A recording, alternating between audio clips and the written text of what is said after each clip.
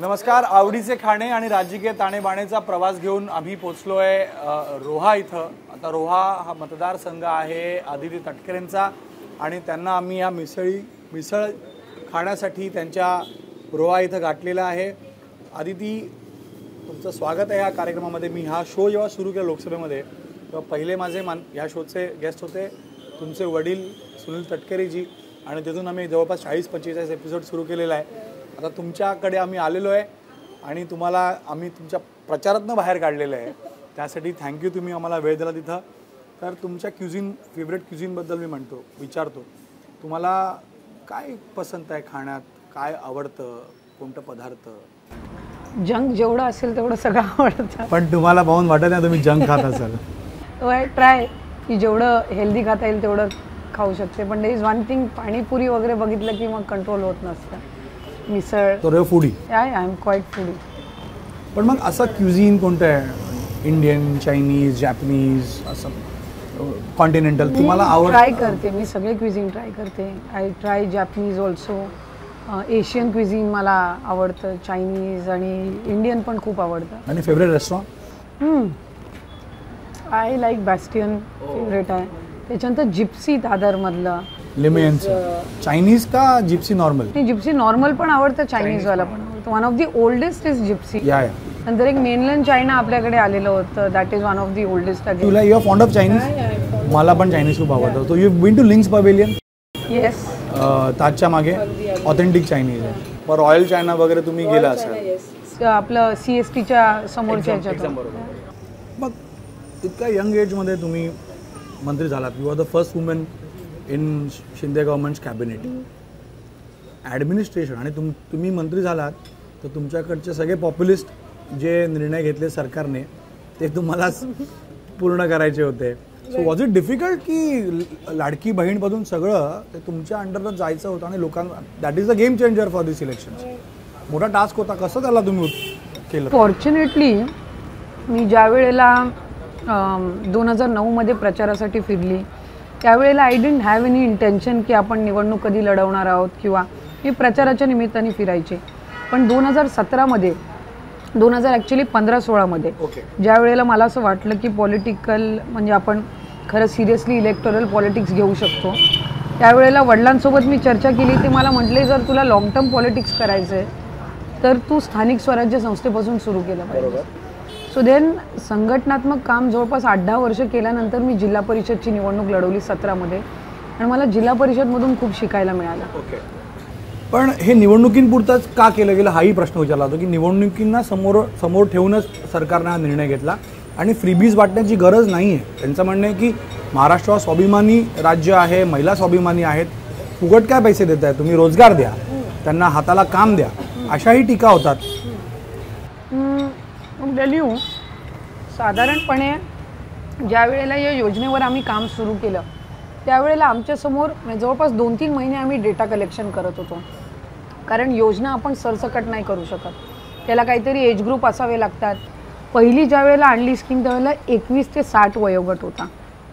Then ज्या वेळेला एकदा अजितदादांकडे मीटिंग झाली ते मला म्हटलं की आधी ती 60 ते 65चं किती पॉप्युलेशन असेल आणि आपल्या महिलांसाठीच्या योजना श्रावणबाळ असेल किंवा वयोश्री हे कितव्या वर्षापासून चालू होते? तर साधारणपणे 65पासून चालू होते. मग 60 ते 65मध्ये किती लाभार्थी असतील? म्हटलं अप्रॉक्सिमेटली 7-8 लाख तरी असतील. म्हटलं ठीक आहे आपण 65पर्यंत करू. फडणवीस साहेब म्हणले की आधी ती एक अविवाहित आपण याच्यामध्ये इन्क्लूड करू because not every one in the families, आपण ती इन्क्लूड करू. मग पहिला आम्ही 1200पर्यंतची जे त्याच्यामध्ये रक्कम आहे ती ठरवली होती. CM सर म्हटले आधी ती should be 1500. So it is substantial की त्यांना 1500 दर महिना. कारण ग्रामीण भागात तुम्ही बघितलं ना त्यांचा महिन्याचा खर्च 600-500 असतो, फार तर फार 1000. पण तो खर्च करून त्यांच्या हातात 100-200 राहत असतील. पण दिस 1500 म्हणजे त्यांचा घर खर्च भागून त्याला 500 वाचतात त्यांच्याकडे. सो ती त्यांची सेव्हिंग असते दरवेळी. कुठली योजना ज्या वेळेला आपण बजेटमध्ये अनाऊन्स करतो तिला तरतूद असेपर्यंत तर आपण करू शकत नाही. आणि ही असं नाही आहे की तुम्हाला 1 वर्षाचे एकदम त्यांना द्यायचे. Please every month 1500. But this will continue. This will continue. थांबणार नाही कुठे. नाही, गव्हर्नमेंट इज इन. आणि आता तसं पाहायला गेलं तर ही सगळ्यांना माहिती झालेलं आहे की ऑलमोस्ट रेग्युलर स्कीम झालेली आहे. जेव्हा तुम्हाला सांगितलं की तुम्हाला कॅबिनेट मिळते, व्हॉट वॉज द रिॲक्शन? की ही योजना राबवायची. नाही नाही, कॅबिनेट मंत्रीपद, युअर MOS कॅबिनेट मिळतंय, reaction, your surprise, your shocked और युअर टेन्स की आता कसं पुढे? What was the confidence it was a level? Mix feeling. It was who communicated? Dada, Dada what did he से? काय म्हणाले ते? की बाबा तुझ्यावर आधीपेक्षाची मोठी जबाबदारी आता येणार आहे, तर ती तुला व्यवस्थित हे करायची आहे. And apart from your father, who is your political गुरु, ज्याने तुम्हाला पॉलिसीज? दादाच. दादा. But I tell you one thing, की जेव्हा मी सुरुवात केली त्यावेळेला दादांना ॲडमिनिस्ट्रेटिव्हली काम करत असताना पाहिलेलं आहे. मी पवार साहेबांनी म्हणजे ॲडमिनिस्ट्रेटिव्हली काम करताना पाहिलेलं नाही, पण एक गाईड म्हणून, बिकॉज ऑब्व्हियसली त्यांचं जे स्टेट पॉलिटिक्स होतं ते त्यावेळेला तर आम्ही खूप लहान होतो. त्याच्यानंतर नॅशनल पॉलिटिक्समध्ये फार मी कधी त्या ह्याच्यामध्ये नसल्यामुळे, पण एक जी शिकवण आम्हाला नेहमी मिळाली आहे ॲज NCP कार्यकर्ता, बी इट इन आधी आम्ही राष्ट्रवादी एकत्र असताना पण आणि आत्ताही, की जिथपर्यंत तुम्ही लोकप्रतिनिधी आणि ॲडमिनिस्ट्रेशन कोऑर्डिनेशनमध्ये काम नाही करणार, तिथपर्यंत तुमचा टेन्युअर हा सक्सेसफुल नाही होऊ शकणार. जस्ट मेन्शन, आता म्हणालात की दोन्ही NCP एकत्र होते, तुम्हाला वाईट वाटतं की हे झालं?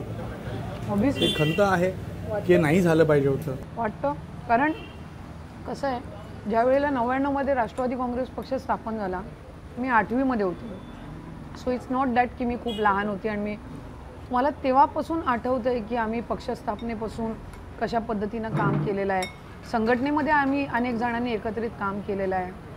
ह्या सगळ्या गोष्टी आहेत. त्याच्यामुळे राजकीय जीवनामध्ये आपल्याला काही निर्णय आपल्याला चूज करावे लागतात किंवा घ्यावे लागतात, पण त्याच्यानी काही बिटर फिलिंग्सच आलेले आहेत अशातला काही भाग नसतो. त्यामुळे नाही आता मला तर, पण तुमच्या बाबांविरुद्ध तर खूप बोलतात, कारण तुम्ही बाबाही खूप बोलतात. त्यांनी तर खूप खुलासे केले, 19चा उल्लेख केला, अध्यक्ष असताना काय काय झालं. आताच आमच्या इंटरव्ह्यूमध्ये ते म्हणाले की विधानसभेचं सत्र सुरू होतं, आपण सगळे YB चव्हाणला गेला, तिथं पवार साहेबांनीच बोलवलं होतं म्हणून गेलेला, आणि ठरलं होतं की विधानसभेच्या शेवटच्या दिवशी तुम्हाला पवारसाहेब एकत्र येतील असं, पण नाही झालं. ते बोलल्यानंतर सुप्रिया सुळे पण सगळ्यांनी खूप टीका केली की हे खोटं आहे. तुम्ही त्या मीटिंगमध्ये होतात, काय झालेलं तिकडे? नाही, ॲक्च्युली त्यांनी जे सांगितलं तटकरे साहेबांनी, याच्यामध्ये एकही तसा शब्द काही खोटा किंवा वेगळा नाही आहे. आम्ही सगळे गेलो होतो, आम्ही दादांसोबत गेलो होतो, कोणी वेगळं गेलं नव्हतं. हा निर्णय घेतला आम्ही, शेवटी एखादा निर्णय घेतला, ठीक आहे, तो काय परिस्थितीमध्ये घेतला गेला किंवा काय त्याच्यामागचं वरिष्ठांचं हे होतं, दॅट ते वेळोवेळी त्यांनी सांगून दाखवलेलं आहे. पण आम्ही साहेबांचे ब्लेसिंग घ्यायला त्यावेळेला गेलो होतो, आणि कुठेही त्यावेळेला अशी नेगेटिव्हिटी आम्हाला जाणवली नव्हती किंवा बोलण्यामध्येही कुठे हे नव्हतं. आम्हालाही आम्ही तर सगळे होतो, जे दादांसोबतचे आहेत ते सगळे होतो. पवारसाहेबांसोबत जयंत पाटील साहेब होते त्यावेळेला, सुप्रियाताई होत्या, जितेंद्र आव्हाडजी होते, Rajesh Tope I guess. So ती सर्व मंडळी त्यावेळेला होती तिकडे. आम्ही होतो, आम्ही 40-42. 22ला पण तसंच झालं होतं, जेव्हा शिंदेने उठाव किंवा बंड, ते बंडाला उठाव ते म्हणतात, तेव्हाही तुम्ही पत्र दिलं होतं सही करून समर्थनाचं भाजपला, त्यात तुमची सही होती. तेव्हा काय झालं होतं?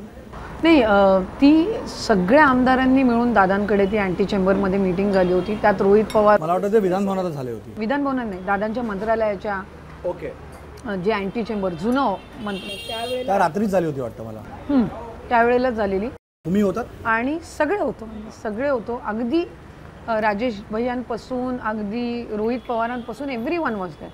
पण तुम्ही बघाल, मला माहित नाही ते दादांनी कधी पत्र पुढे आणलंय का नाही आणलंय, but everyone was in.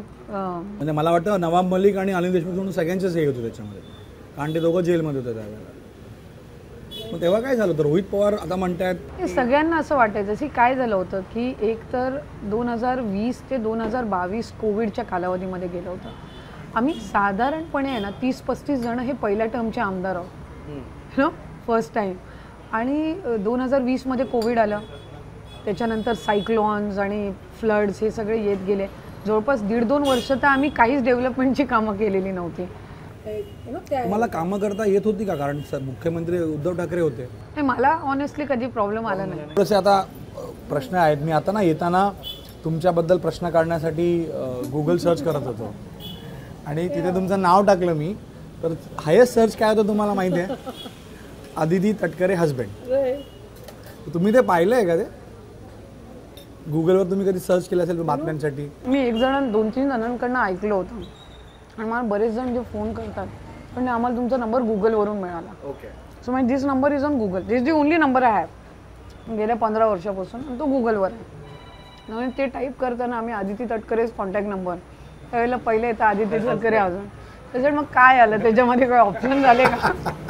I just come to the last section of my ह्याच्या सेशनच्या, कारण तुम्हालाही जायचं आहे. आदिती, वन थिंग, एक प्रश्न असा होता की नवाब मलिकांचा इंटरव्ह्यू केला, त्यांनी असं म्हणाले की आम्ही दादा आणि पवारसाहेब एकत्र यावं अशी कार्यकर्त्यांची लोकांची इच्छा आहे, आणि 19ला जे घडलं 24ला तसं पण काही होऊ शकतं किंवा काही सांगू शकत नाही आपण. ही त्यांचं इंडिकेशन काहीतरी वेगळे होते. तसं काही आहे चित्र की पवार परिवार पुन्हा एक होऊ शकतं, एक व्हायला पाहिजे? परिवार कधीही राजकारणापासून ते दोन एक भिन्न बाबी असतात, आणि जसे ते आधी होते तसं आजही त्यांच्यातले जे वैयक्तिक संबंध आहेत ते तसेच राहावे असं कोणालाही वाटेल. तसं पवार फॅमिलीचं आहे ना, एक हे आहे की जवळपास 60 ते 70 फॅमिली मेंबर्स एकत्र दिवाळी साजरी करतात, पाडवा. पण यंदा ते झालं नाही, त्याचं दुःख आहे तुम्हाला? तुम्हाला वाईट वाटतं ते की दादांनी वेगळा पाडवा केला? वाईट वाटतं. आणि किती काही झालं ना तरीही एक गोष्ट ही कुठे ना कुठेतरी आपण सगळ्यांनी समजून घेतली पाहिजे, आम्ही कार्यकर्ते म्हणून समजून घेतली पाहिजे की politics and personal life is completely different from each other. त्यांचे पॉलिटिकल रूट्स वेगवेगळे आहेत, ते कधी एकत्र येतील का, ते पॉलिटिकली कधी आता एकमेकांना परत सेम पेजवरती असतील किंवा काही, ही गोष्ट मी आज प्रेडिक्ट करणं तर अवघड आहे. सेम कोण तुम्हाला वाटतं? महायुती. डिप्लोमॅटिक आन्सर नाही, आम्ही महायुती. नाही. आता मग तुमचा नेता नको का तुम्हाला? नाही, आता कसं आहे, प्रत्येक पक्षाला वाटत असतं त्यांचं मुख्यमंत्री व्हावं. त्याच्यामुळे जे महायुतीमध्ये पक्ष आहेत त्या प्रत्येक आमदाराला वाटणार की त्यांच्या पक्षाचा जो नेता आहे तो त्या ठिकाणी मुख्यमंत्री व्हावा. मग दादा सीएम होतील सांगून टाका. ते नाही माहिती. सीएम म्हटलं महायुतीचं होणार. हेडलाईन करण्याचा प्रयत्न करतोय. तेवढं हेडलाईन देण्यामध्ये अजून फक्त आम्ही आमच्या नेत्याकडे आणि प्रदेशाध्यक्षांकडे सोडलेला आहे. तटकरे साहेबांनी खूप हेडलाईन दिल्या, आम्हाला दादांनी पण दिलाय. राष्ट्रीय अध्यक्ष आणि प्रदेश अध्यक्षांवरती जबाबदारी. ॲब्सोल्युटली. आणि it was very candid talking to you. तुम्ही खूप चांगलं बोललात, आणि तुमच्या मेहनतीचं फळ या निवडणुकीत मिळतं का 23ला कळेलच. आमच्याकडनं खूप खूप शुभेच्छा. म्हणून आदिती तटकरे इथे होत्या. एवढ्या कमी वयात त्यांनी एवढं मोठं काम केलेलं आहे, म्हणून आता 23च्या नंतर कॅबिनेट पद हेच राहतं, काही मोठे पुढे राहतात, हे पाहणंही महत्त्वाचं असेल. म्हणून आजच्या कार्यक्रमात तेच थांबूयात. नमस्कार.